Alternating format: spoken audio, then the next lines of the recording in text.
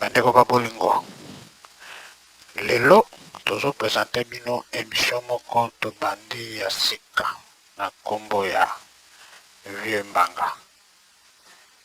Donc eza émission moko na kati ya moko Vieux Mbanga na lobetaka masolo. Alors tobandi émission 0 mpona nini? Toyembisa na bato bazaka mbanga lokola nga moko naza mbanga na émission oyo tolingi bato ya mbanga te. Donc bino oyo bofungoli bamiso na bino kuna lingaka kotia bacommentaire na biloko ya bato totunili na bino te bayotala émission oyo. Pardon, soki bolingi botia mbanga na émission ya bato bolingi kotia baémission mosusu. Tika bato ya calme, bato ya pena balanda émission oyo. Alors tozona bango déjà émission oyo ezali norme moko te, bato balingaka o norme nini balandi.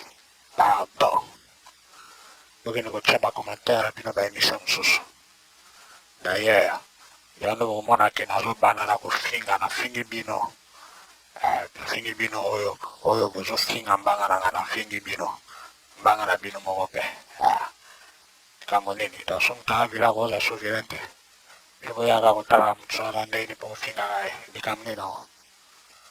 Alors émission 0 donc ngaki epresente émission ndenge kozala wana ozala tokutana biso bamasolo ezanga ntina na beti masolo mpe eza na ntina na beti kaka wakosepela yango asepeli wakosepeli yango mpe tafana na ye. Mpona lelo nasuki nano wana nayebiki bofingi na bino ngai etali yango ngai te je m'en fous. Bon, okay.